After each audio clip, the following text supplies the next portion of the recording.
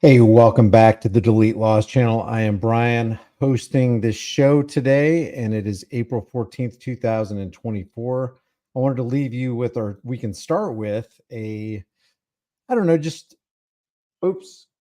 for the day.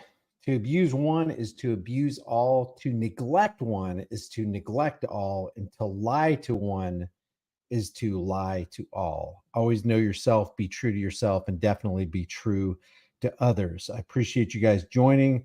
I want to start here with a song from the Citizens Broadcasting Cooperative called Do Better.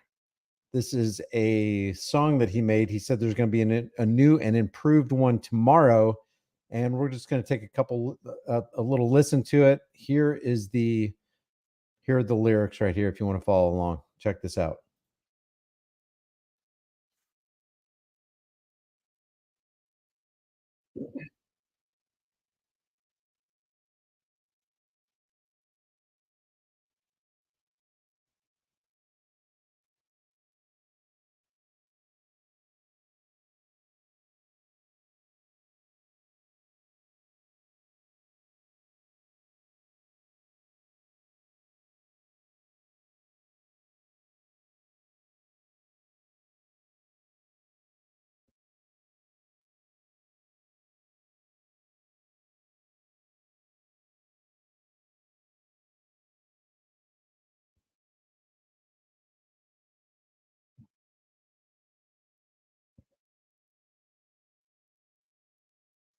Oh, you guys can't hear it? Ah, shoot.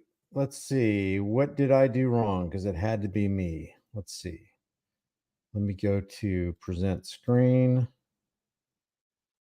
present, share screen, entire screen. Clicking on that. Share. Got it. All right. Let me know. I'm going to start it over. Let me know if you guys can hear it.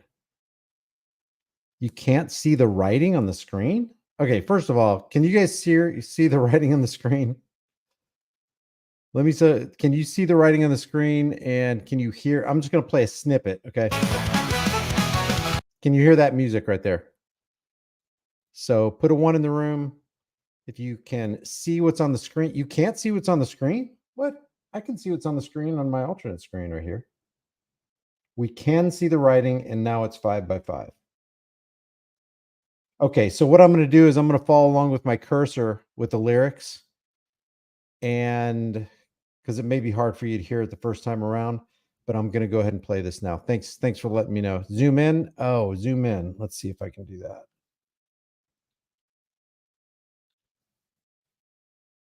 I think that's the most I can do without it going off of the screen. So let's take a listen.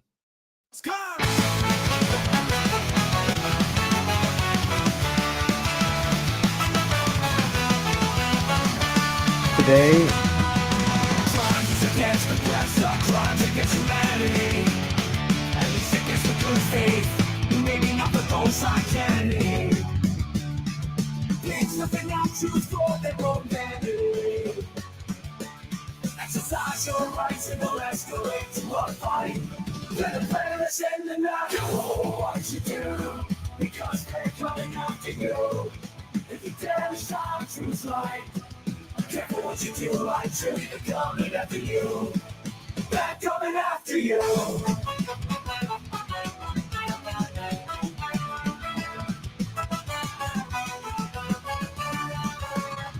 After telling them the recombination, freedom's on. Freedom's on its knees and erasing the guillotines. Suppress the truth by any means. And what was the crime?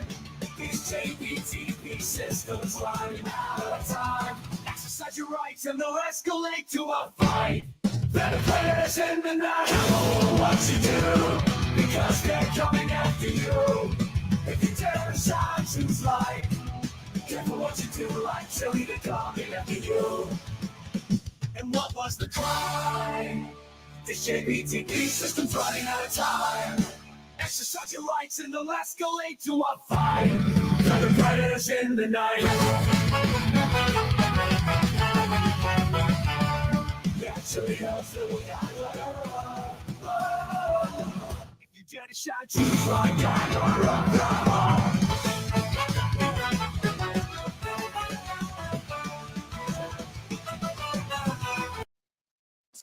Wow, I liked that. And I don't usually listen to that kind of music, but man, that was really good. That comes from the Citizens Broadcasting Network, the Citizens Broadcasting Cooperative. Sorry about that. Thanks, man. And he says that tomorrow there's going to be a new and improved version of that. So that's a song that was created for Chille. He says it was done in AI. Hey, Citizens Broadcasting Cooperative, you got to email me, contact at highimpactflix.com. I want to learn how to do that.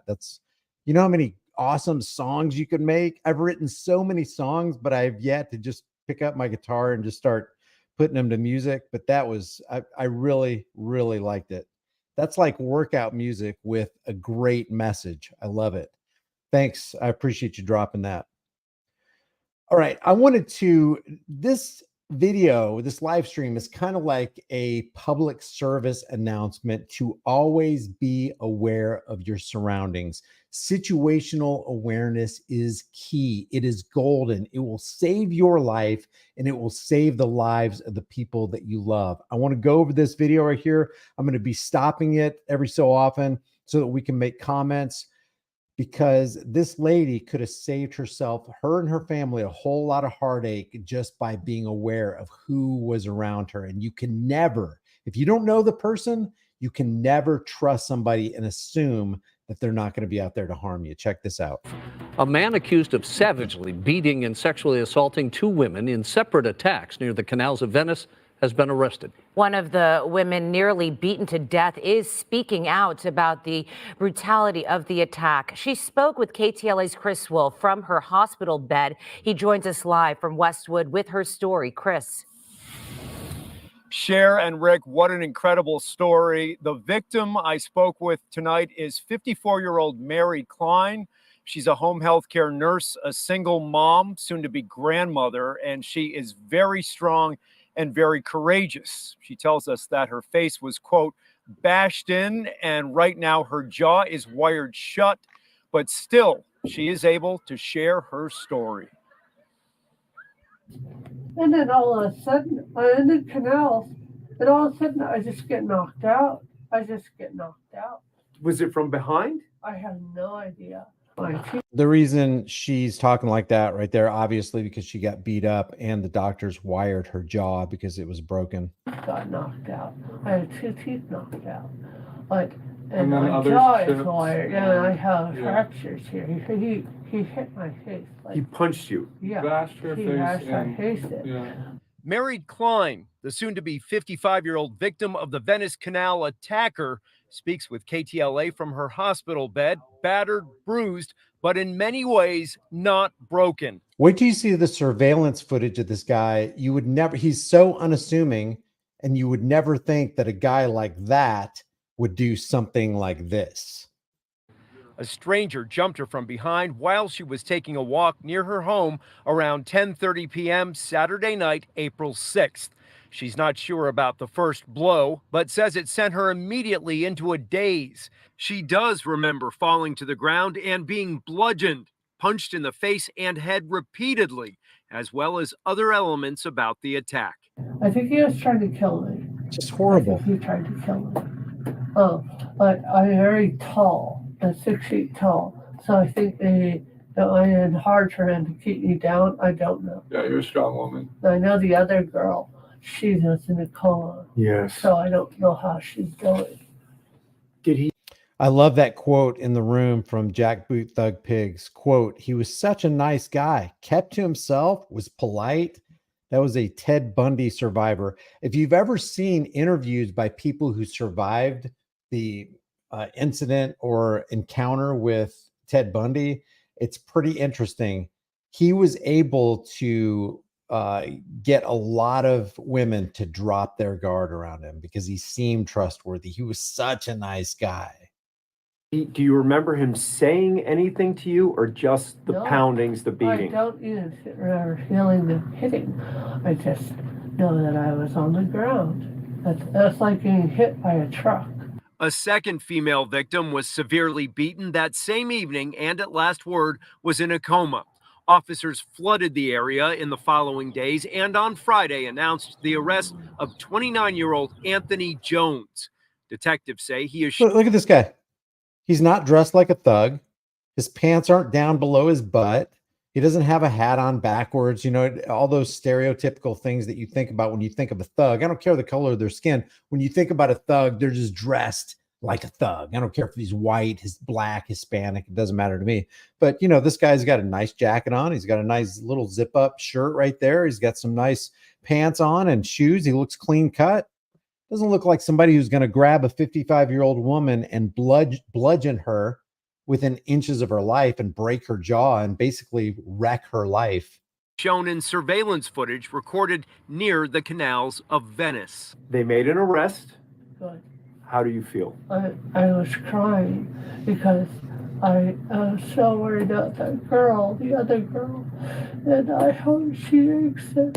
And we're lucky that I survived, and I feel so sad for her, and I hope she's okay. Enough with the ridiculous soft on crime, defund the police, catch and release, harm reduction. Defund the police. This has nothing to do with cops. What could a cop have done to change the situation unless he was right there at that precise moment? Cops call themselves protectors and servants of the people, but did they really oftentimes get there in time to stop the crime? Or do they actually show up in time 95, 97, 98% of the time to just take the report after the crime has been committed? There's no amount of fund the cops more. There's no amount of laws. What law could have protected this lady? It's already against the law to beat somebody up. It's against the law to murder somebody. It's against the law to steal. What law could have been put in place in society that would have stopped this? There is something that she could have done. And this is not victim blaming, guys. I'm just saying there's something that you can do. You can prepare yourself. You can harden yourself by, number one, being situationally aware. Before you go outside, maybe look at your security cameras if you have them. If you don't, maybe check out, look around, make sure nobody's hiding behind the door or in the bushes or whatever. And I know people are like, I'm going to have to do this, all my life so that I can just be safe. Well, no, you don't have to do anything if you don't want to. And you know what? It might never happen to you. You might never be caught unaware and hit from behind and knocked to the ground and kicked in the face and curb stomped. It might never happen to you, but it might. And if somebody tries to initiate that kind of force on you, don't you want to be ready? Don't you want to put yourself in the best possible position to where if something like that does happen, you're ready for it? And aware as often as you possibly can be, exercise the situational awareness, have a firearm or a taser or mace or something ready in your hand. And another thing, I don't know if you saw this right here. Let's see. It showed somebody walking a dog. Maybe it's going to come up. Yeah, it's probably going to come up here in a second. Criminals are the victim's policies that got us into this mess. I want predators. No. What do you think society would be like if everybody armed themselves and trained themselves on how to use their firearm or their can of mace or their taser or whatever? What do you think society would be like if criminals entered a neighborhood and they realized, oh my gosh, 65% of the population is armed to the teeth? And they like to do target practicing, and they're highly trained and skilled in hand-to-hand combat and in firearms training. Well, guess what? Those thugs are probably going to pick another town because they want a safe working environment. They want to be able to attack somebody that's not going to have the power to fight back. So be aware, arm yourself, make yourself a very difficult target to take down. It's not just for you. It's for people who depend on you. It's for people who love you. It's for people who don't want to be in the hospital for the next month or two while you're recovering. And violent attackers to be held accountable, have longer sentences, and just not be out. Look at this guy. Look at this guy. Family members. He's just walking along, unassuming. I don't know if he had already committed the crime after that or before that. So let's say you're walking your dog in a park and it's night. I don't care if you're female or male. One of the worst ideas you could possibly have is have AirPods or headphones on, listening to loud music. Now you've shut off an ability to be able to hear an attacker come up behind you. If you were an attacker and you were, in dire need of money so you can get your next meth fix, wouldn't one of your primary targets be somebody that you see has headphones on, who's walking alone, who's not looking around? You can easily take that person's purse or wallet or get that person's money or get something of value, get that phone. If they got a headphone on, they probably got a phone on them somewhere, and those phones are worth, a couple $100. You could sell it in the black market, get your money, buy your drugs. Very bad idea to walk at night or really at any time, not being aware of your surroundings, and then cut off your sense of hearing so that you can't hear an attacker who's going to come up behind you. I mean, in that case, it is lights out. Mary Klein wants to thank the LAPD for its very hard work in this case. Anthony Jones was arrested last night in San Diego, today in Los Angeles. He was booked on 2 counts of attempted murder. His bail is set at $3.25 million. A GoFundMe account has been set up to help victim Mary Klein with her medical expenses, and you can find that link on our website, ktla.com. KTLA should actually put it underneath their video. I found that fundraiser. Here it is right here. This is for Mary Klein. She's up to, let me go ahead and refresh this, 74,000. Now it's 76,174. If you want to give to Mary and to her medical fund, there's the link in the chat room right here. The moral of the story on this right here is, if you want to put yourself in the best possible position to not be the victim of a psychopathic attacker, then have some situational awareness.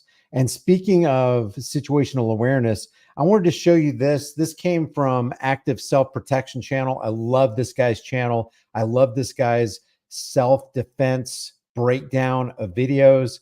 This is an officer from the Las Cruces Police Department who responds to a call of a guy who's on private property and has been on private property and is known to have a long record, a criminal history. He's on meth. His dad testifies that the best place for my son is in prison. He doesn't need to be out in the world wreaking havoc on societies. But watch this officer's mistake. And I can totally see them using this situation of what happened to this Las Cruces police officer as, hey, here's why we need the Florida or Indiana 25-foot rule. This is exactly why we need it. Officer safety is paramount. And this right here is an example of why we want everybody, including cameramen, including the press, to stay back 25 feet. Check this out. Guy you see on screen here is a frequent flyer here. He has been trespassed off this property multiple times. He was recently in jail. Go read the news stories. His dad said they bailed him out of jail to go to his grandma's funeral. Dad said he was better off in jail, and then he got out, started working for his uncle. Everything was fine till he got a paycheck, and then he bought a whole bunch of fentanyl, and everything went to heck. So he'd been having problems, multiple arrests, those kinds of things. And he's on fentanyl, and he's just an absolute mess right now. And the owner has called this in and said, hey, this guy's trespassing again. They have a special line for that and special identification, so they know the guy's a frequent flyer. Las Cruces PD sends an officer. It's a single officer in a car. They are vastly undermanned, as every police agency is in America today. So single officer car, single officer. Police departments vastly undermanned is good news for Americans. It's good news for Americans because, let's face it, they spend a lot of their time, they spend a lot of resources enacting crazy stuff like the drug war laws, like civil asset forfeiture, and they're literally out there being the domestic terrorists that none of us need, that take away liberties and rob us of our hard-earned income under traffic law, under the drug war laws, under civil asset forfeiture, and whatever law they want to get you on. So having understaffed police officers is not a bad idea for Americans. what's a good idea for Americans if the politicians would lay off, stop writing these stupid laws that take more of our money and take more of our freedom, retract the laws that they already put in place, maybe put in a, like some public service campaigns to say, hey, life is rough. Criminals are evil. They're getting worse. Good. It'd be a great idea. We're not telling you what to do, but it'd be a great idea if you armed yourself and learn how to use your firearm and make sure you got plenty of ammo. There's a place, I think it's called Kennesaw, Georgia, where they actually made a law mandating that every person who's a part of Kennesaw, Georgia has to have a firearm. Now, I'm not for making a law mandating that somebody have one, but that sounds like a pretty strong deterrent to any kind of criminal activity, because criminals are going to get guns. Don't you want everybody else who's going to be encountered by these criminals to also have a self-defense, a personal protection device? Check this out. So having an underfunded and skeleton crew police force is not a bad idea for any community. Responding to a simple trespassing call. That is absolutely common, right? And again, they don't have enough manpower to send multiple units, don't have enough manpower to send 2 officers in cars. Officer's then going to walk up. This gets really, really graphic in a hurry, everyone. So he's going to walk up. Dude just... Now, this isn't my channel, okay? So I am not going to play this all the way through, but I will leave the link so that you can see it, because what happens is they give you... They put a ban on it. It's kind of a shadow ban because it's an age restricted video. And once they do that, nobody ever sees it. Really, people need to see the message on this entire live stream. So I'll just show you up into the time. This guy's going to pull the knife. Pulls a huge kitchen knife on him. Chases him. The cop stumbles, and you can see the knife right here. You can see it's a long knife too. It looks like it's at least a 6-7 inch blade. And he starts doing some slicing and dicing on the police officer, and it's horrible. It is graphic. You know what I think about cops, and I teared up because it is just, but then then the tears dry up when you're like, well, how many people did this officer prior to this stop in his history, how many people did this cop economically terrorize? How many people are sitting in a rape cage because of this guy? How many people unfairly got tickets because of this guy? So, the humanity side of you calls, and then the logical side of you calls, and it's like, wait a second, like, would we feel bad if a hardened criminal in town that wasn't wearing a police officer uniform, a utility belt, and came with the authority to stay? Would we feel bad if a hardened criminal in our area got axed? I don't think so. I don't think we would. So a good Samaritan comes along who ended up being an Army Ranger. Here, I'm going to show you the body cam perspective footage from the officer who got his carotid cut. I'll show you some of it. The graphic parts, of course, I'm going to pause. You been staying here for a while?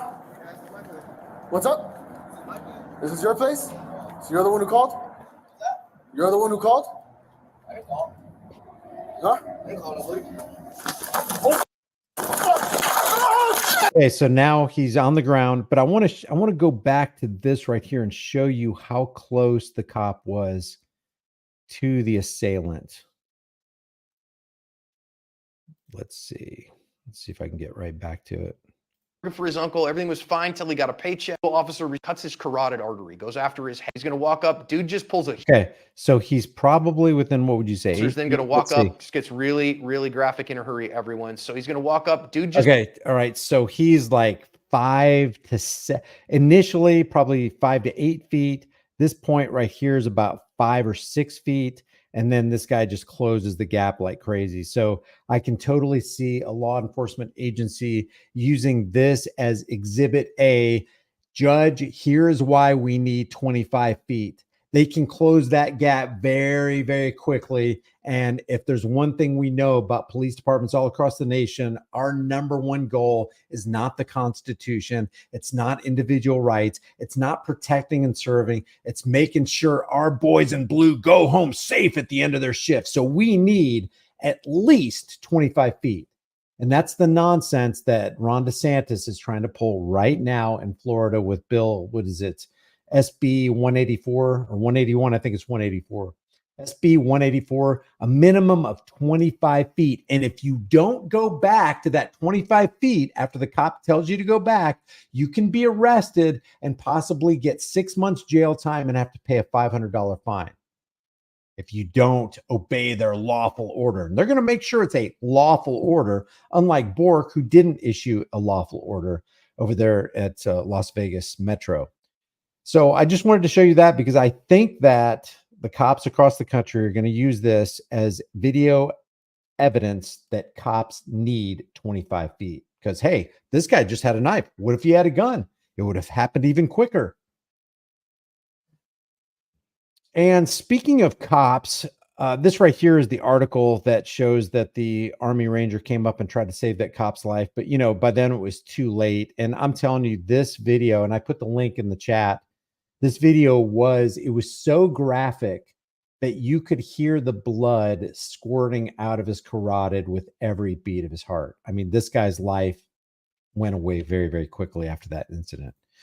I'm going to show you this right here. This is a surveillance video. This is actually 2 news reports from where a surveillance video shows that this MPD officer ran a light that everybody else was slowing down at. The traffic light was malfunctioning.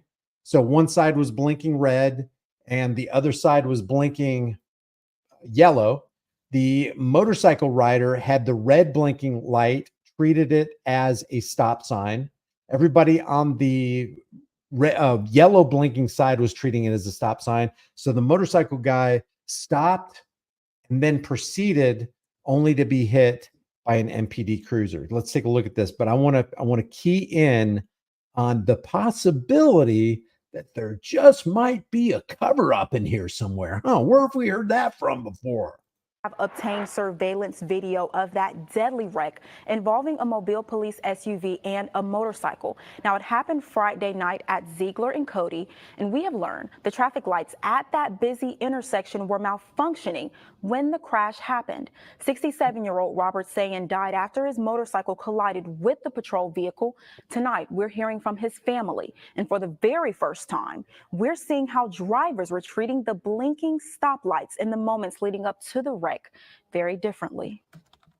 We're getting the first look at surveillance video that shows a deadly crash in West Mobile involving a Mobile police officer. It shows a motorcycle and an MPD patrol car collide at a busy intersection. Stay tuned, guys, because the next video, the surveillance footage, is going to be just a little bit more clear to you on what exactly happened. The motorcyclist who died has been identified as 67-year-old Robert Sayin. Tonight, this video shows what happened seconds before the impact. Shortly after 7 o'clock on Friday night, this is what it looked like at the intersection of Ziegler Boulevard and Cody Road. The traffic lights were flashing in both directions. Watch how some cars are treating the intersection as a 4-way stop. Some are slowing down. Others are completely stopping. And that's typically what you do. When you have a traffic light that's malfunctioning, you use your common sense.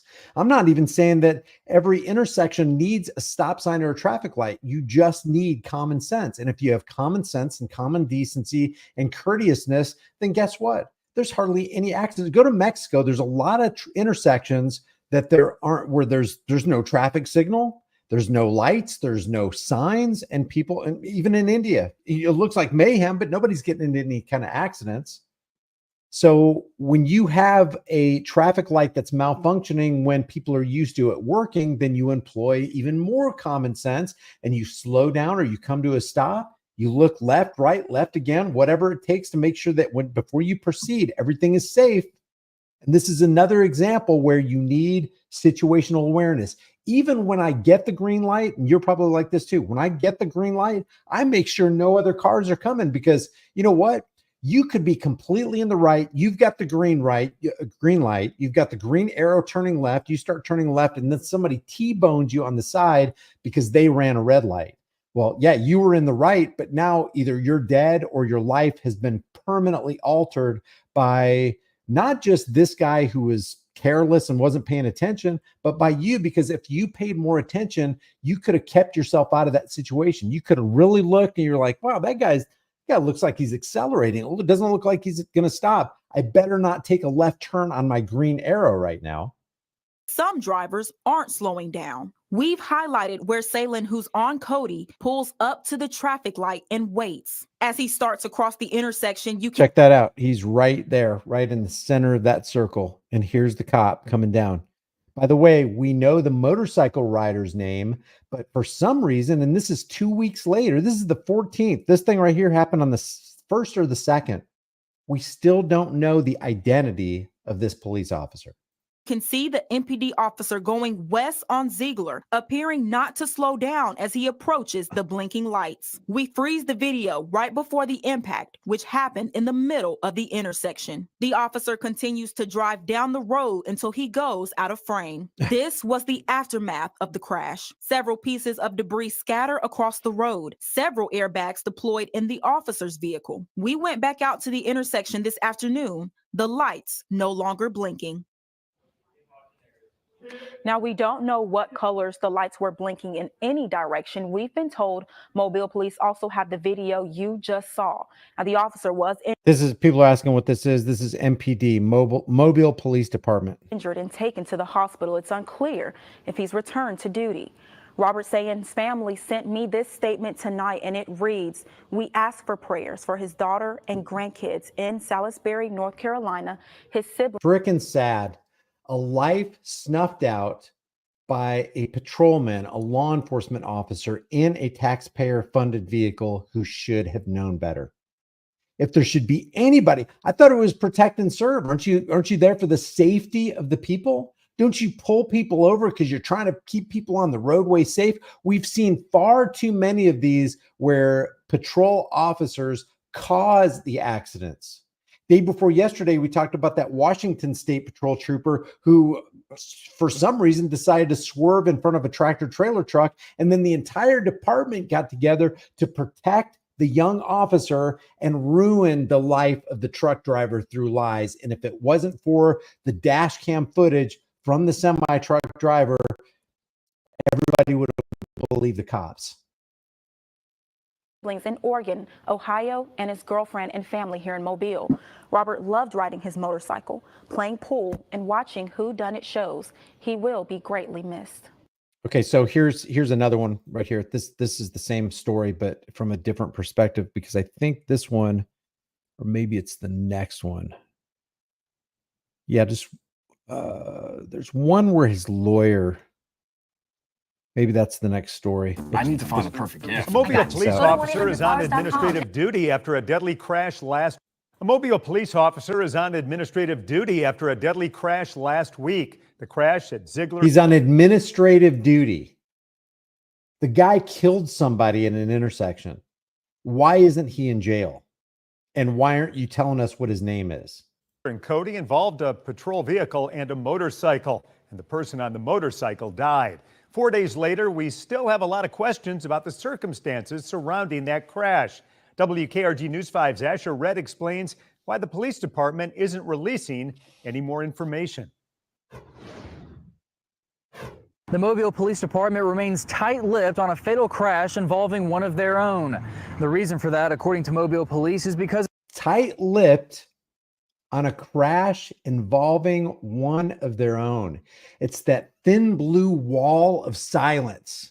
Oh, you can't look beyond it. We're in the middle of an investigation. Can't give you any information. We're in the middle of an investigation. As a traditional accident report usually takes a week to complete. They say an accident report involving a fatality could take even longer than that. Before the accident report is completed, Mobile police have to send it to the Alabama Law Enforcement Agency for approval. Only then would the public be able to get their hands on it. The fatal crash took place Friday night and claimed the life of 67-year-old Robert Sayen. Mobile police say Sayen was crossing the intersection of Cody Road and Ziegler Boulevard when he collided with a Mobile police cruiser. The accident happened at around 7 o'clock.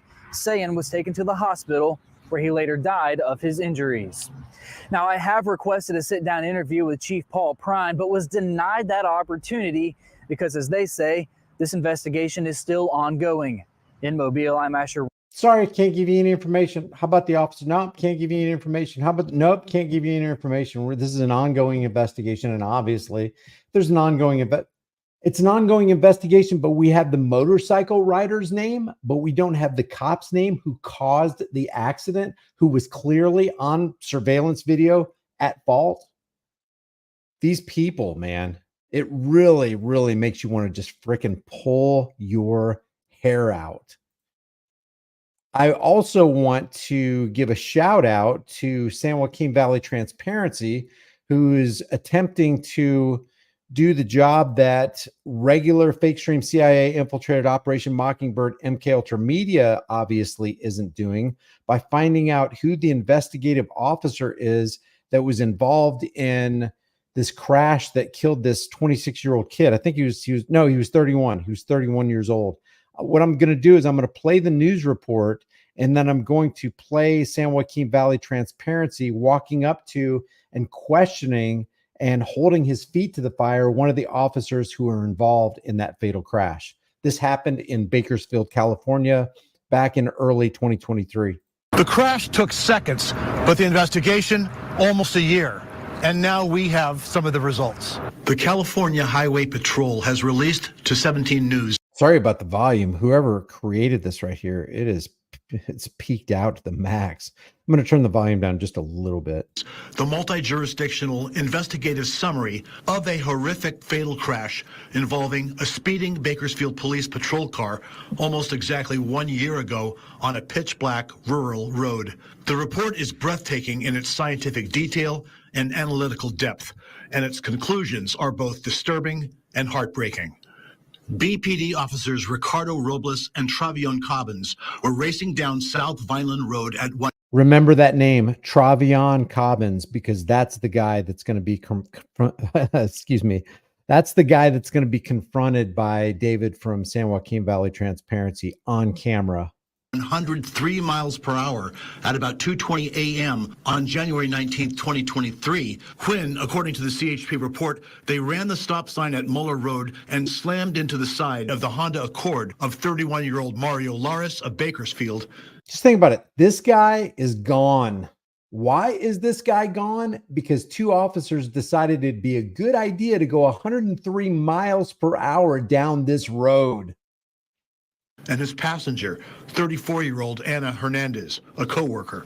She suffered at least 11 broken bones and a lacerated liver, among other injuries. Laris died at the scene from head trauma. The officers, unbelted in their seats, but held back by their airbags, were seriously injured. Now, Robles, who investigators believe was the driver, is facing manslaughter charges.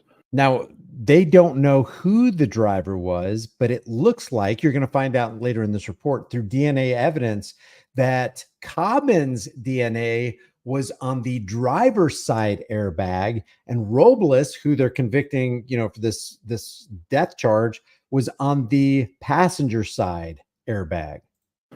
Potentially complicating the case against him is DNA evidence from those airbags. The CHP believes Officer Robles was the driver, but Officer Cobbins' DNA was on the driver's side airbags, and DNA on the passenger airbag was attributed to Officer Robles. And then there was this, a screenshot of a succession of incoming text messages recovered from Officer Robles' iPhone. Those text messages, according to the CHP report, promoted, quote, a desire to create confusion as to who was driving at the time of the crash, unquote. Creating confusion? Law enforcement officers creating confusion? Engaging in deceptive practices? Practicing criminal activity? No, come on. We've never heard of that. That's so rare. The message's author is unknown, the cellular number having been cropped from the screenshot. It reads in part, if they weren't wearing seatbelts and both hit their heads really hard and can't remember who was driving, it's kind of hard to charge someone with manslaughter or murder. There you go. So it's like, why don't we tell them, oh my gosh, we both have amnesia. I don't remember. Were you driving? I don't know if I was driving. Were you driving? I don't know if I was driving either. They both just happened to just lose their memories on who was driving. Well, you can't charge them with manslaughter if we don't know which one is driving. Hey, how about you get both of them?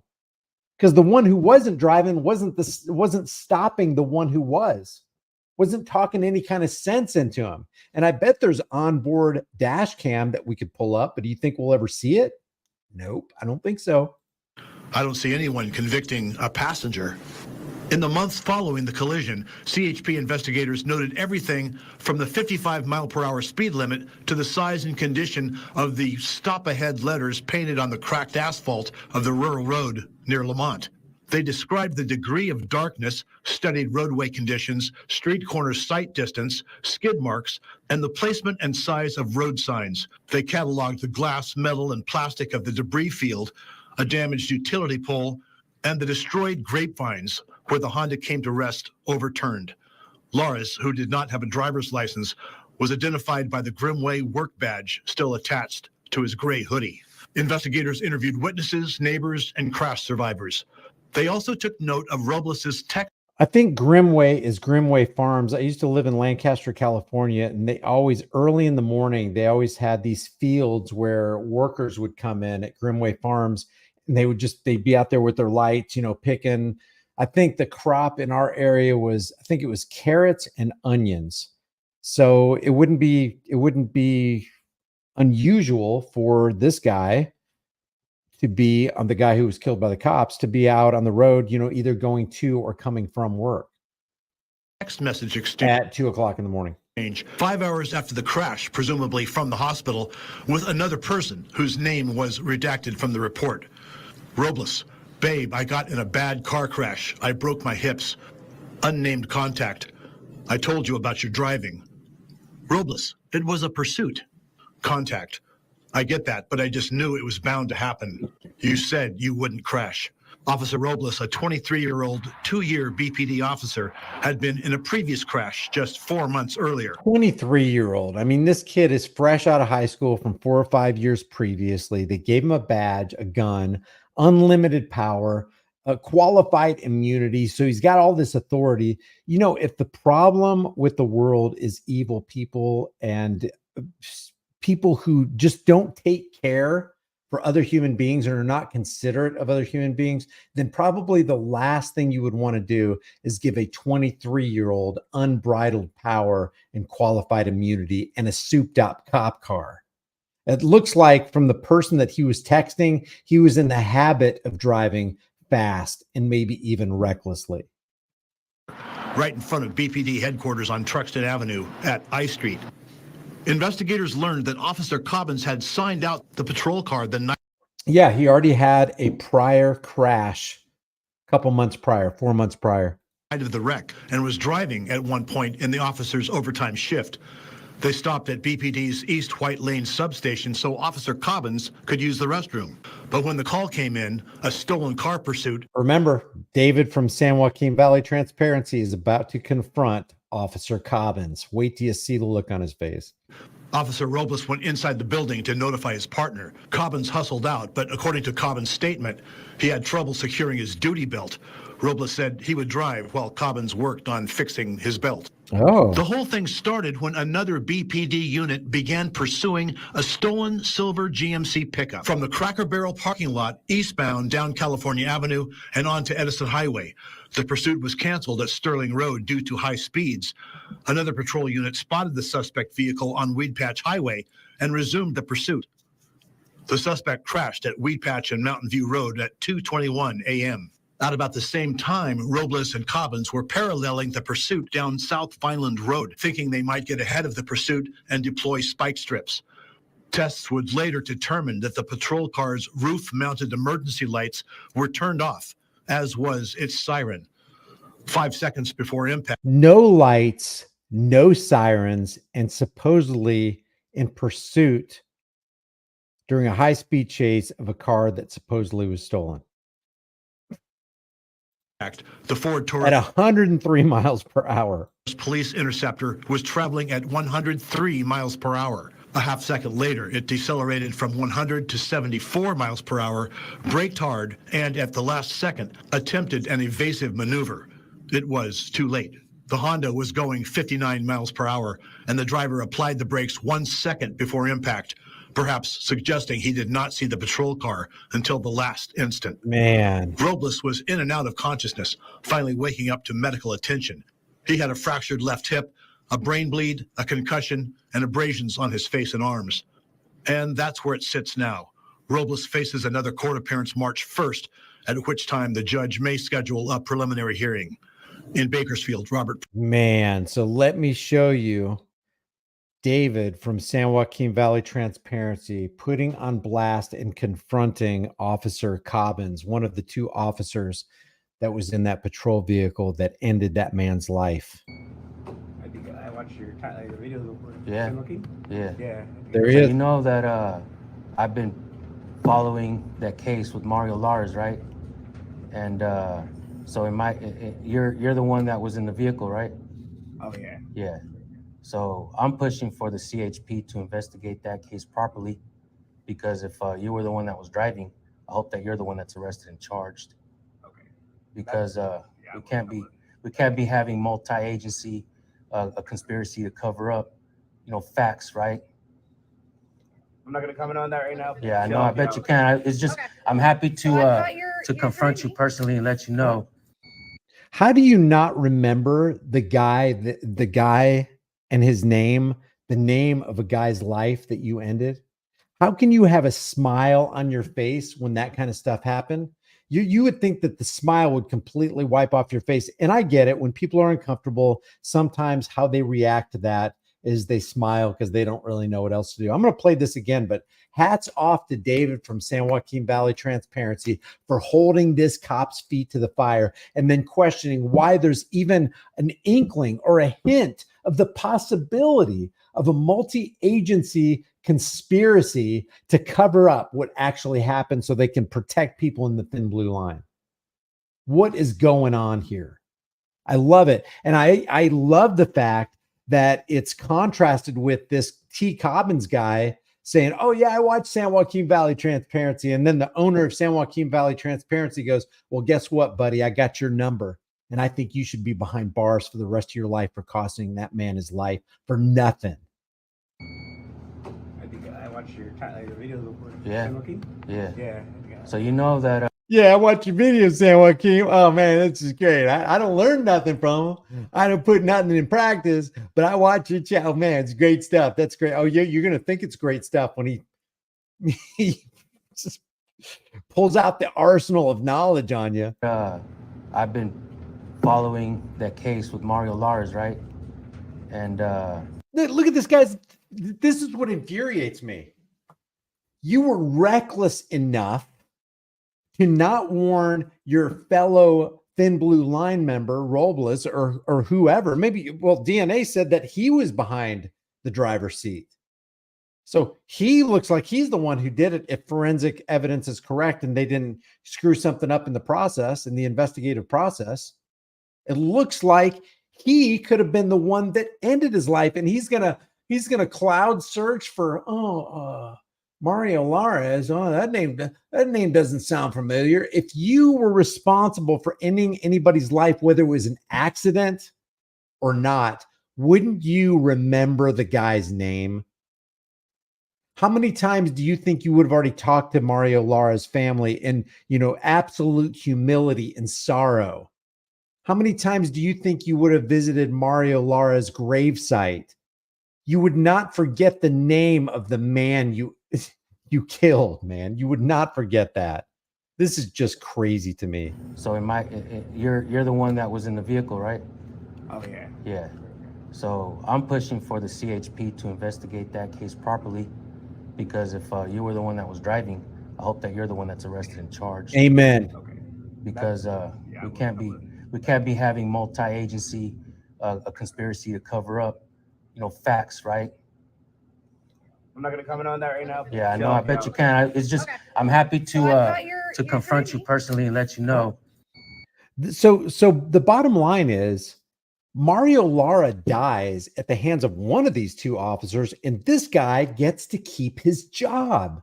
He gets to stay on with the same department who issued the same vehicle that was used in the vehicular homicide of Mario Lara. He gets to keep his job. He gets to keep his pension. He gets to keep his benefits. He doesn't have to sit in a cell for 1 second.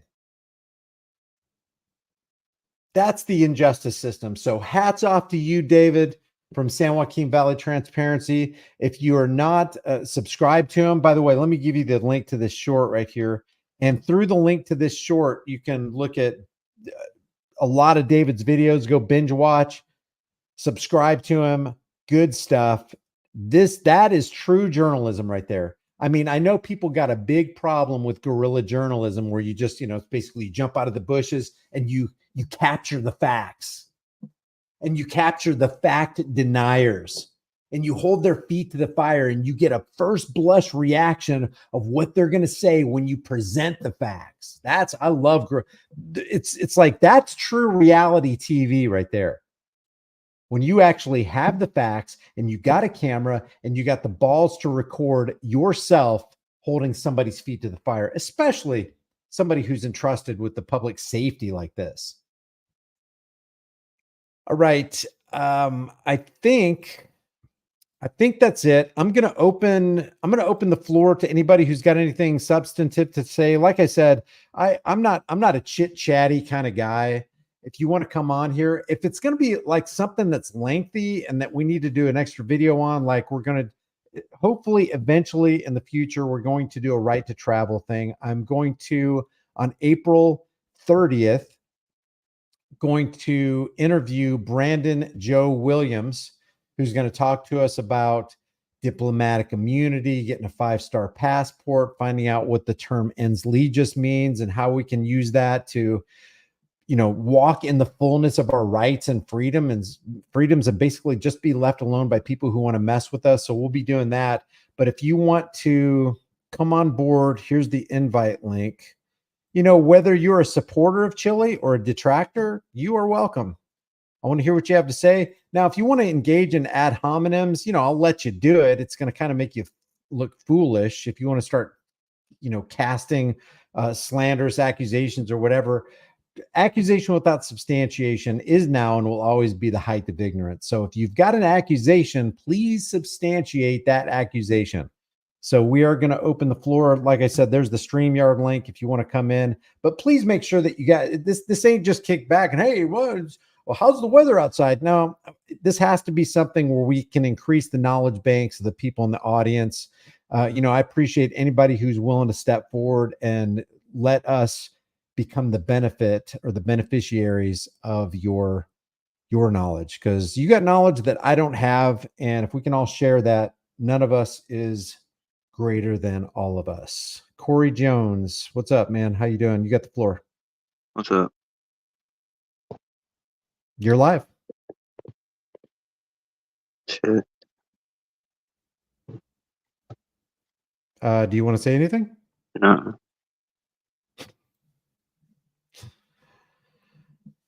That's funny. I called in, but I don't have anything to say. Hold on 1 second. Okay. Dumb.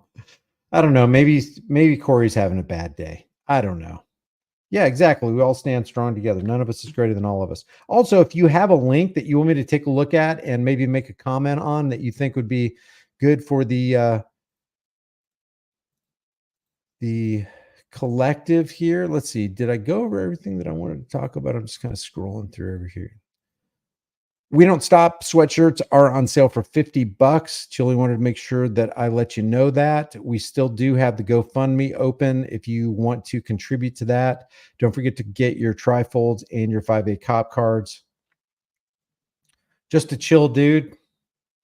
That's kind of funny and entertaining, calling in and having nothing to say. Stupid but funny, says this side down. I don't know. We don't know what Corey's going through in his life. What's up, Mark Bear? Brick, lay your knowledge on us, man. Thanks for joining. Brick Jones? What's up, brother, Brick. man? Hey, go for it, man. Floor. I got feedback. Oh, I know what I did. Yeah, just give me a second. Let me mute that one. And now I'm back in. Okay. Yeah, no, I just wanted to stop in again and just encourage everybody as usual. You know, all the fams in the chat. Nice. Just support your auditors when they're out there. They're doing their job. Stand behind them and make your good calls. Make your petitions known. That's basically it. I mean, that's kind of where I'm standing in life. I mean, I really appreciate everything that our media, if you will, is doing. And it's really not possible with the boots on the ground. So, and then beyond that comes us, we the people. So just make sure that you follow up with your auditors and make sure to make the calls, make your petitions known. Tell the jackboot thug pigs that you're fed up with it. Do it in a respectful way if you can. I'm not opposed to your 1A absolute. So do it how you feel. That's me personally. Do it how you feel, but respectful is good too. So make your calls, make your petitions known. Thank you, Brian. Thanks, Brick. I appreciate it. Yes, sir. Jackboot Thug Pigs is in the room. What's up, man? Hey, what's up, brother? I wanted to talk about this poor dude that got killed by this pig running through that four-way stop. You know, here in Ohio, if the lights are flashing, right, it's a very serious thing. You have to stop, and you give way like it's a four-way stop, man. And how could that stupid pig not know to not be going whatever, you know? When we finally get some telemetry from that car, just from watching it, I'm going to say he was going like 65 or 70 miles an hour, dude. He splattered that poor guy on that bike who probably never saw it coming. You know, and another thing that I wanted to say was, and then I'll shut up and let somebody else go. You know, I look at some of these bootlicking channels, and I hope that maybe I can convert some of these people. And they're saying, if you just comply, everything will be okay. Or if you're not doing anything wrong, you'll go home all right. They're not going to hurt you. And I say, okay, well, how about that teenage girl who got kidnapped by her dad, who was doing exactly everything the pigs told her to do, and they shot her full of holes and killed her anyway? You know, that's all I got to say, man. This has been a week, bro. I'm telling you, the pigs have done a lot of evil shit that's coming to light just this week, and it's unbelievable if we didn't know where they were coming from and exactly what they were. Yeah, and that's just what we know, because there's a lot of stuff that we don't know. So I took a management class one time, and one of the statistics that they gave in management was, for every customer who complained about your bad service or your bad product, there's 26 or 27 who didn't. So for every bad story that we hear about a cop that they let the mainstream media have, and the mainstream media let the public see, how many of them are behind the scenes that we don't even know about? It's got to be just immense. Yeah, I have done some digging into statistics, and according to the last really big study, 10 million Americans are forced to interact with pigs every year. 10 million. Now, we got 350 million, give or take, 10 or 25 million, whatever, citizens. So that's a small number, but here's the next one. The pigs maim and injure 250,000 Americans in those 10 million interactions that require hospitalization. Now, we get those numbers because those hospitals have to report that stuff. If the pigs are involved, they don't have a choice. They have to, put it in the record. It's just, those medical records are probably the only thing that are inviolate from the pigs sticking around their dirty hooves and everything. So far this year, bro, we're coming up on 400, or maybe we surpassed 400 Americans being unalived by the pigs. Last time I checked, it was 383. There's a ticker site. I can't remember the name of it. Let me look and see if I can find it. Did you say there's 10 million interactions with Americans with police every year? That's on average, okay? And that's probably a low number because not all of them obviously are going to be reported, like you said. Oh, I guarantee it's a low number because I got a stat on the screen right now. There are 195 million licensed drivers, and over 41 million of them receive driving citations every year. So that's just that's just on the driving side. That doesn't count all the interactions that Americans have with cops. So yeah, this is a serious issue. Well, look, man, we're being over policed. There's no doubt about that. And here's something else I wanted to discuss with you, Brian. I kind of wanted to do it privately, but if you don't mind, give me like 5 minutes. I'll make it real quick. This law that DeSantis and the whole attitude in Florida about, the pigs, it seems to me like they're trying to make like a whole state that's just nothing but pigs. Like they want everybody else to leave, man. Like they would rather just have that place to themselves. Like Copland. Do you remember that movie Copland? Yeah, well, what's funny about, it's not funny, not ha, but in Atlanta, they've got Cop City going up. So no, I don't remember Copland, but yeah, that's what it sounds like. Yeah, it's worth a watch, man. But, I think, and I've been saying this to myself for months because really nobody else will listen to me in my life because they're all a bunch of, straight line Republican evangelist Christians. No offense to Republicans or Christians, but, that's Florida for you, man. Like they want to turn that into a place that's friendly to bad cops. And then there's the poster boy, Justin Peppers. And that dude, anyway, man, I think that the pigs are trying to take over the entire country, but they see they're going to get a foothold in Florida, man. And they're going to make it so nobody else wants to live there except the people that can't afford to live anywhere else, that are, living in the hood and stuff. But they'll make sure to get rid of them eventually too. It's just a matter of time. Now, I'll let somebody else get in and shoot off their mouth. Thanks, Brian. All right. Hey, man, I appreciate you joining. Michael V, you were on the stage. How you doing, man? Hey, how are you doing? I'm doing really good. Yeah, I just wanted to add some 2 cents. Can you hear me all right? I can hear you. Yeah, I can't see you though. You got your camera off? Yeah, I did. I turned Okay. it off. Okay. Yeah, I just wanted to add, man. Yeah, you guys are 100% on the money. Every single citation that they pull off you, they're making money off of it. They're monetizing it. So every time they stop you, they're charging you. So it's about the money at the end of the day, and they're gonna have to a point to where they want everybody to basically think that we need police, if that makes sense. You know what I mean? That's why you see all this crap going on. They want you to have the police. They want you to have, but we've been patrolling our communities for hundreds of years. We've had militias. That's why there's certain tribal laws in place for this type of deal. But the police are commercial. They're a company. They're an enterprise. They're trying to get money off everybody, and that's what everybody got to realize, that we got to stand up for our rights as a living human, breathing person in the flesh. You know what I'm saying? We're not just a piece of paper. We're not a number. We're not an account number. We're not any of that crap. And we have rights as a human being and as a child of God. And once we start standing on that, I think they're going to start backing down and realizing that they're just public servants.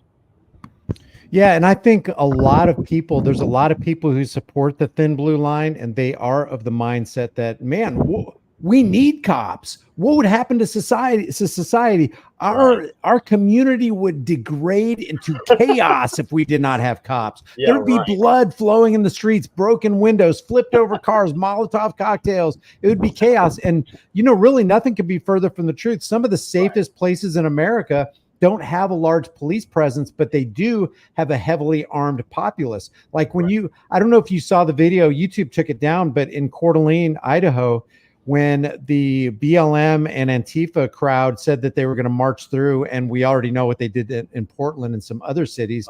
But when that happened, a large majority of the population in Coeur d'Alene, Idaho, took to the streets, went downtown on the public square. Over 65% of them heavily armed. Antifa and BLM did show up, but they didn't need cops, and they behaved themselves. Why? Because an armed society is a polite society, ...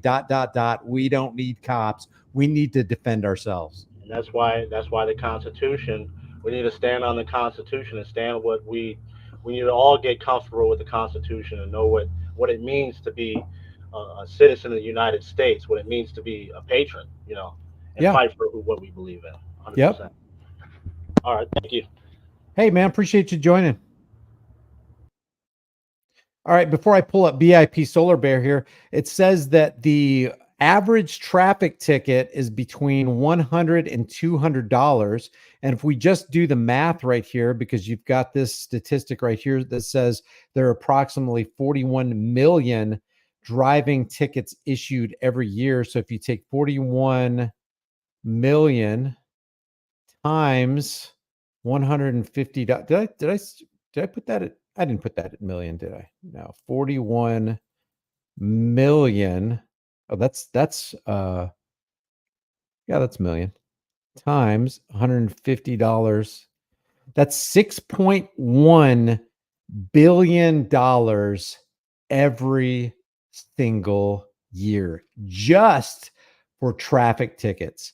$6.1 billion that comes into the coffers of local and state police departments just in traffic tickets. This doesn't count the billions upon billions of dollars that are collected through civil asset forfeiture in the name of stopping the Mexican drug cartels. And in this case right here, it's always under the guise of something, isn't it? We got to keep the world safe. We got to make sure that the roadways are safe. That's why we have to have traffic law. And it's always the safety of the people that will be the alibi of tyrants. So just keep this number in mind, because you can break that down. It breaks down to $11,794 every single minute of every single day that cops extract from the American tax cattle in the name of keeping them safe. $11,794 every single minute. BIP Solar Bear, welcome to the show. How you doing? Good. How are you? Good. You're up. So last time we spoke, I mentioned that I'm going to be recording my interactions with government, and I may or may not have been acting a little weird. Nothing illegal, just weird. Well, the cop took the bait, pulled me over, and it was crazy, like how scary that is. So it's just like kind of a compliment to all the auditors that put themselves in that situation. Was your heart racing, like your palms sweaty and you're just kind of nervous, or what? Heart was racing. My brain just went crazy. It was hard to think straight. It was hard to speak. And it's just like all those emotions just like coming all at once. It was insane. And I knew I did nothing wrong. And I knew, the stop wasn't legitimate, but I followed everything that I learned, and it's this community that's taught me this. And he pulled out, there's a lot of crime in this area. I pulled up the crime map. There's no more crime than anywhere else in the area. And wanted me to roll my window down all the way, like for officer safety was his excuse. Right. And I said, my windows aren't tinted. You're fine. Like, asked for my ID. I said no. And I eventually said I'm invoking the Fifth because I didn't want to talk to him anymore. He wanted to know where I was coming from, where I was going to. And he's like, the Fifth Amendment doesn't apply here. It's only for incriminating questions. And please tell me so did you record it? I did. Do you have it on your channel? I haven't yet. I'm gonna pull some more records and stuff. Okay. To see if I can get some more background to it. What is your channel? Do you want me to promote it right here, or what? No, I don't have anything up there right Okay. now, but I'm kind of in the infant stage of putting everything together. But okay, yeah, so go ahead and proceed. I'm sorry to interrupt you. I just wanted to make sure that you recorded. But so he said the Fifth Amendment doesn't apply here, and then what happened? He really wanted to know where I was coming from, where I was going to. I said it's none of your business, and told him I wasn't answering those questions, and he eventually let me go. But yeah, but the most disappointing thing is sharing it with friends and family, saying, "Oh, I would have just complied," and it's just like it's the rest of the world who doesn't really care, and as long as it's not happening to them, it's not an issue, right? And they don't understand the bigger message, and that part was a little disheartening. So, and you don't want them to be the person that everybody says, oh, back the blue till it happens to you. You'd rather it not happen to them, you know? And when you step up and you assert your rights in a very kind way, and you know what? I hear people say all the time, yeah, but man, if I don't say something, then the officer is going to think I'm guilty. Well, guess what? When you don't say something, the officer thinks you're guilty. When you say something, the officer thinks you're guilty. So might as well go ahead and invoke and stand on your rights. And you can even ask the officer, hey, would it be okay if I mean, let me just I want to clarify because I want to make sure I didn't go across any border. Are we still in America? What are you talking about, man? You on drugs? Yeah, we're still in America. Okay. Is the Fifth Amendment part of the supreme law of the land? Yeah, it is. You don't mind if I invoke that right now, do you? And why would they? But now you're telling me the officer saying, well, the Fifth Amendment doesn't apply here. That's crazy. I want to see that. I want to see that conversation.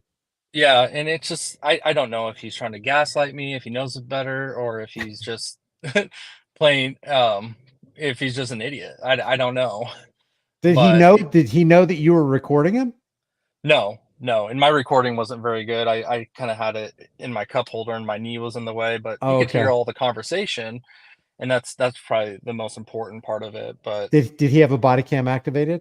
He did. So I'm gonna request that and get all that. But yeah, it's just disheartening a little bit there, but it's also like all those things that you think you're gonna say and you can be eloquent about it now, that goes out the window when you're in the moment. So it's really important to stay up with this and keep up to date with it. So you know what? What if we were really super transparent and honest during a traffic stop, and you kind of close your eyes while the cop's at your window, you've already rolled the window down, and he's just kind of standing there staring at you, and you're like, officer, can you just give me a second right here? I'm a little nervous. I've seen a lot of YouTube videos and they don't end well. A lot of people end up dying. Please don't kill me. You know, I've got my hands on my steering wheel. It's 10-2. I mean you absolutely no harm. You know, if you're going to tell me that I got a light out or something, don't tase me and drag me out of the car or whatever.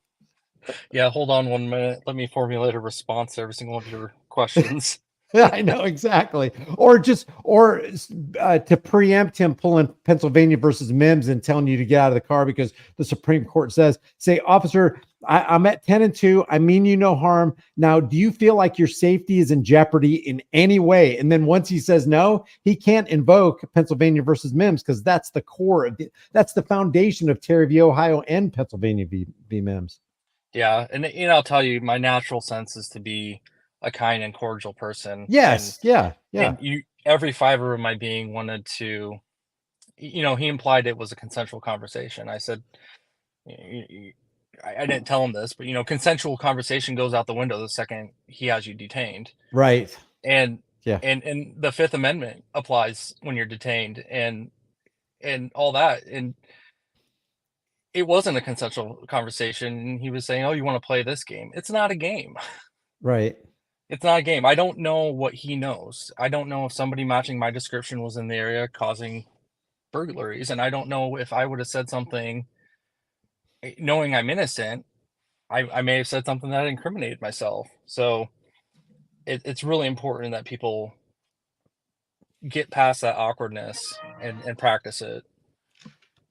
Well, there's a burglar in the area. Let's see, I'm pulling it up right now. There was a burglar in the area was the excuse that cop made on Tyler Canaris. You remember that one? I'm not familiar. I'm pulling it up on the screen right now. You'll when you see the image, you'll remember this cop grabs Tyler Canaris, from behind, and he does this complete backflip and slams his head on the pavement and, cracks his neck up pretty good. And then they start making fun of him at the end. But the excuse the cop made for stopping Tyler Canaris, who was walking, he was either walking home from work or he was walking to work with his AirPods in his ears, had no idea what the cop was talking about. And the cop was like, you match the description of somebody who was in the area that was, looking in cars and robbing houses and stuff. Well, it's like, well, your idea or you suspecting that somebody in the neighborhood matches my description does not trample my individual rights. And here's Tyler Canaris is basically complying with almost every command that this cop gives him, and the cop just completely abuses him. Yeah, I remember this one now. So yeah, man, I'm looking forward to see. Can you do me a favor? Can you can you weigh in and let us know when you release that video? Because I'm sure a lot of people would definitely like to see that. Yeah, I can do that. All right. Sounds good. Okay. All right, Solar Bear. Thanks for weighing in. Take care. Clown Force, welcome to the show. Hey, buddy. How you doing? All right. Hey, Brian, you mentioned Lancaster, California. I also lived out there from 89 to 2022, so we were probably neighbors at some point. Oh yeah, we lived out there at the same time because I lived there from mid 2001 to late 2007. Yeah, that's where I saw you. You had a big ponytail and a hot blonde. That was you.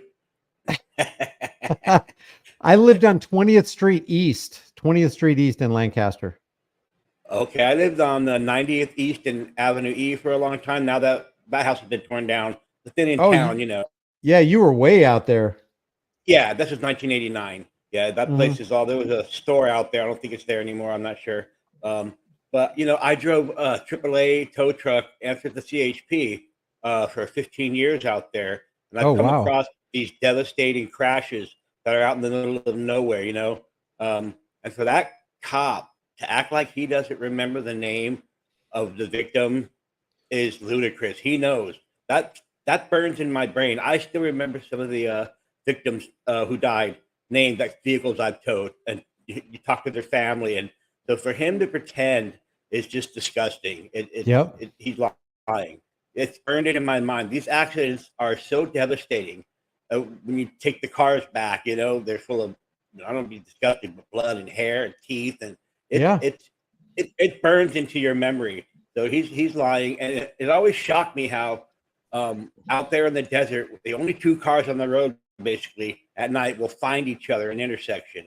And for me, I can always kind of see when there was a vehicle coming to cross my path for miles because it's dark and their headlights are on. So I don't understand how this cop wouldn't, you know, take precaution. I wonder if they were trying to beat them to the intersection and sailed, because I could see them. You've been out there; it's all flat. You know, you can see for a long time in the dark, the light. So, especially when you're way out there on Avenue I or J, way out there in the east part of it, and you look back, you can see if it's a clear day, you can see 4 miles. Yes, exactly. I moved out there when the fairgrounds was on Avenue I. Oh yeah. That's when I lived out there, it was on Avenue I. Right, and it was pretty calm town actually as far as traffic. I mean, you could walk across Avenue I to the 7-Eleven, back to the fairgrounds, and there'd be hardly any cars. Now it's hustle and bustle, and it's like kind of going downhill. But as far as this new law from DeSantis, you know, maybe we can use it in our advantage. You know, maybe now they can't mess with you if you stay back. Maybe zoom in, get a zoom mic if you're a serious cop watcher. They might not even notice that they're being filmed, and maybe, you know, they'll catch them doing something they shouldn't be doing, and maybe they won't like that. Now we're more incognito, you know. I mean, I know we want to be there to prevent them from doing that, but since the law's in place, maybe we should try to figure out how to use it to our advantage, or, you know, cop watcher's advantage. Because if they're 25 feet away or further, you're not a target now. You can just record and, you know, do your thing without them getting in your face. So see the problem the problem with this 25-foot thing is because while you may have a good zoom on your camera and you can see what's happening, the audio is really going to be lacking unless you can get one of those super audio deals with the cone that brings the sound in. Even then, it's going to be kind of difficult to do that.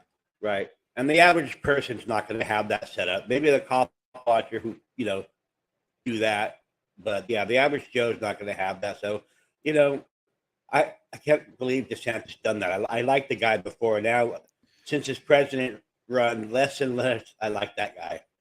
So. Well, you know what he did during the Convid 1984 by George Orwell? You saw that bill, right? That the health inspector could take anybody for any reason and take them to a medical facility and force an injection into their arm. Yeah, that whole thing with DeSantis. Plus, he's a Zio sympathizer. He's got dual loyalties between America and Israel. He's just bottom line bad news. Well, I'm glad he didn't make the presidency. Thank Yeah. goodness for that. Well, I don't think it really matters who's the president because the guys behind the curtain are the ones Right. running the show, just like in Wizard of Oz. Exactly. Well, hey, Clown Yeah, Face I or think the Clown Force, I president is appreciate as you. much in charge. Go ahead. Go I ahead. love you, Brian. No, go ahead and finish your thought. I'm sorry, I didn't mean to interrupt I you. was just going to say the president is in charge of America. The president is in charge of America like Ronald McDonald runs McDonald Corporation. That's what I think. Exactly. And twice as clownish. All right, brother. I appreciate it. Amen. All right. Take care. All right, buddy. Thanks. Bye. Okay, we got My Locator. What's up, My Locator? Pleasure, Los Angeles. Can you hear me? Yes, I can. Great. Just you've been doing this a long time. When is the burnout zone? When is there no light at the end of the tunnel? When, just as myself, an advocate for many years, decade, probably you're the same. The burnout, the no change, it's just a constant. There's no change anywhere for anything, whether it's George Floyd, all the marches. We had 40,000 people in Hollywood marching, largest crowd I've ever seen in Hollywood. It's not necessarily about Floyd. It's just about the environment and that the fear of law enforcement is basically what it is. I think it comes down to. But that's a huge crowd, peaceful, no problems, major crowd. That was like two years ago. But for yourself, there's no light at the end of this tunnel. Also, I'd like to touch on Florida, DeSantis, the crimes going on down there. Megan Walsh, her children, all her children taken. I wish more auditors would cover the crimes against children and families, loving mothers being targeted. John Walsh, Megan Walsh, taking the kids, 4 kids. She never committed a crime, but how people can be targeted, especially somebody as high level as her, and just she doesn't get the coverage she truly needs in some way. But also the Nicole Jackson case in Florida, the girl that leaves the foster home and goes into a cop's house, and there's a plethora of ammunition and AK-47 shotgun, handgun, and she's supposedly firing at police, and no one's covering this. None of the auditors. Just all the discrepancies in that case are horrific. The discrepancies of time, helicopter camera time shows 5 p.m. It looks like the video was taken at night that they shared it, and they tint videos to make them look nighttime. But staged events, framing foster children, it's happening. Nicholas Cruz, the reality of that. But there's so many holes in these stories, in these cases. Red flags, you're a red flag collector, and just the coverage of those, how corrupt Florida is. But it's basically everywhere. But Florida, with Parkland and the Nicole Jackson case, they gave her life. So many problems in that case. It's such a 14-year-old given a life sentence, going to court from her bed when she supposedly shot. But you can see that the shoe doesn't fit. Nothing fits. The timestamp on the helicopter. Look at it. It'll show 5 p.m. when you convert it from UTC to the Florida time there in that time zone. It shows that they tinted the video, which it's just a dial tint to make it look like nighttime, and all the discrepancies, all the there's so much horrific atrocities that aren't flagged, and I don't know if people don't want to get censored by YouTube to cover those things, or they're not as interesting to the audience. But they need coverage, whether it's I'm not even familiar with that case. Who are you saying this lady's name is? Nicole Jackson? Yes, the 14-year-old, the foster kid, the Bonnie and Clyde, Volusia, Chitwood. What was the state? Florida, Volusia County. It's Broward and also Broward. It involves Broward. It involves Volusia. That she leaves a foster home and ends up in a house, and she's able to pick up guns and fire them, and she's supposedly shot at 60 times by Volusia sheriffs. Is her last name Maldonado? Yes, clear. And we've covered this. We've covered how she was trafficked, how we have a lot of information where we covered it, where she's been basically trafficked. They're trafficking foster children in Volusia at the Florida Methodist home. so they're drugging them, they're using them for sex crimes, and then they're framing them. And we feel that's what may have happened with Nicole, because she had reported that people were picking them up to have sex for money, and maybe that's why this happened to her. I don't know why she didn't die, why the most atrocious legal courtroom injustice against her, and just nobody there, no major figure, in that sense. There's been some people, but the crime. This is my first time hearing about this case, so I know absolutely nothing other than what I just read while you were talking. So I would have to get up to speed on it. Yes. Just basically, we found video of her on YouTube with looks like a baby. 9 out of 10 women will say she's pregnant, 10 years old, that she had a baby, whatever, but abused since birth, for whether it be family or the system. But the drugging, the framing, the framing of her TikToks showed nothing but a loving, basically dancing child, no evil bone in her body. And then she went missing for 6 months, may have had another child. We feel she could have been pregnant twice, and maybe that's why she went missing for 6 months. And she was using TikTok or Instagram for they're selling themselves. They're being trafficked and sex trafficked, and lots of missing kids there in Florida. The Freemason Empire of America, probably most established, most oldest Florida Methodist home, the foster home, oldest foster home, been there like 100 years. All the missing kids, and just the crimes they get away with there in Florida. If you could find that video of the helicopter footage that they shared, I've studied this. I've spent lots of 100 hours, whatever, but that the UTC time is helicopter time, aviation time, and it shows 5 p.m. no matter how you slice it. You could ask AI. It shows 5 p.m. The helicopter night shot that they claim is 9 o'clock. The helicopter time says 5 o'clock. Were the hearings live hearings, the court proceedings? Some of them. That was what was amazing too. Releasing her name, releasing her picture to the public. It was it's I hear it's illegal. They had the cop showing up to the hearings saying, there was another boy involved, a 12-year-old. He gets 3 years. She gets life in prison as an adult. And she's 14 at the time. And the cop is showing up at these courtrooms, and he's the cop that's supposed to be he's a U.S. Marshal liaison, Volusia County detective, that is the lead principal player in the whole case. That they shot it at him. And there's just when was the final verdict made? Do you know? Clear.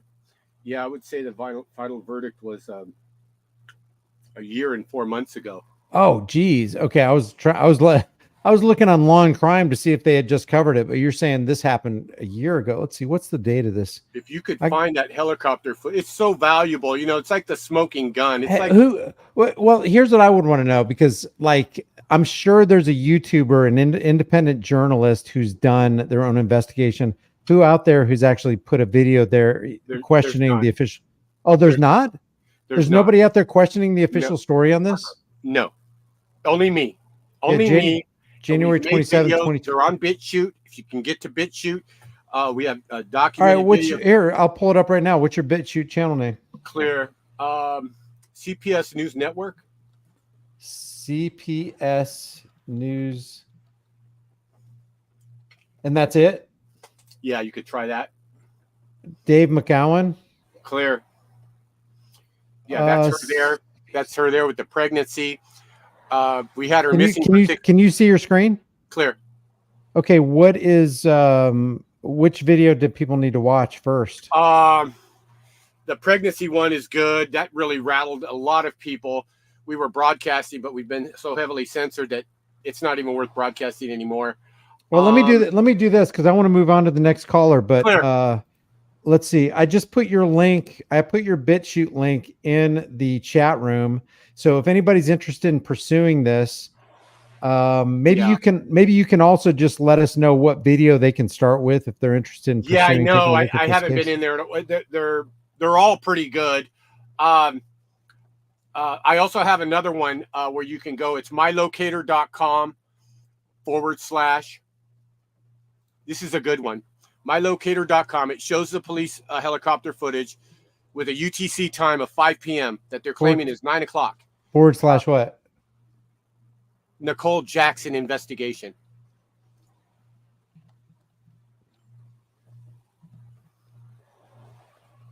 It says lost in space. Let's see. What do you think that is? So I got mylocator.com/ Nicole Jackson investigation. Well, I'll tell you what. Why don't you put? Shoot, I don't think you're going to be able to put the link in the chat. I'm looking at it here. Well, do you have a wait? Do you have a link Here under it your? is. I got it. It's just Nicole Jackson. That's all it is. There's no investigation. It's just Nicole Jackson / Nicole Jackson. I found it. Let me confirm. But we'd love to see some more people. I mean, from the horrific crimes, it's doing the same thing. the You know life what sentence. you know what you could do? You could go to your BitChute channel and edit it and put that link underneath in the description. That way, when people go to your last video, they can go and click on that link. I'm looking at it here. It is mylocator.com / Nicole Jackson. Yeah, no one else is covering this. No one else is covering the timestamp. No one else is covering the pregnancy. No one is covering is Nicole Nicole? Because I could be misspelling it. Yeah, INICOLE Jackson. No space. Oh, there we go. It just came up. Great. Awesome. Yeah. There's a video there. You can see other helicopter footage there that they that's from Volusia, where they're using tinting to show daytime as nighttime. So that's it. You know, that's a sample of Volusia using daytime cam and then tinting it. And then you have Chitwood, the chief. You just passed him up. Yeah, Chitwood. Oh, wait. This is in Chitwood's area. Oh, Kingpin. I just did a video on Chitwood the other day. The guy that gets hit by a woman hit him on the bicycle, and the UPS driver pulled up on him. It's on video. Yeah, but Chitwood is the guy who just put up on their Facebook page trying to front out James Madison audits. Interesting. By outing him. I'll show you. I'm going to show you. Hold on. It's let's see. The Armed Fisherman covered it. Let me go to the Armed Fisherman's channel. It was this one right here. Let me see if I can get the. Yeah, here's the here. Check this out. I'm going to put it up on the screen right now. Looking. Look at this. Mike Chitwood. So here's James Madison audits and Chitwood. This is Mike Chitwood from the Volusia Sheriff's Office. He says, technically, these are adults, but let's be honest, talking about First Amendment auditors, they're full-grown children. They call themselves First Amendment auditors, citizen journalists, but the rest of us know them as pests. Maybe you've seen them causing a scene at the DMV or City Hall. So he's got nothing good to say about any of these auditors. And granted, while there may be some bad auditors, and there are, they're out there just being provocateurs. They don't care about freedom. They're just trying to get clicks. But there are other ones that are absolutely legitimate, doing the right thing, standing on the rights, but he makes no distinction between the two. So I got no love for this guy. We got him dressed in drag, dancing in drag. It's a creep show, alcoholic, whatever he has all those signs. Yeah, Volusia, and this has a Broward connection, and it's foster. I call it foster frame. It is what it is. The timestamps doesn't match. It's UTC. It's aviation time. It's not body cam time, and it's different from body cam time, even military time. UTC. It's based on time zone and the 12-hour minus 12 hours from the right. Yeah. Clear. Yeah. So very powerful information, but with that, but there's so many other things. Discrepancy. It's just there's not a worse case I've been doing this a long time. I've been doing this 10 years. There is not a worse case of in-your-face corruption against a child ever. Against an innocent young girl who's been abused her whole life, one way or another, family or government. She's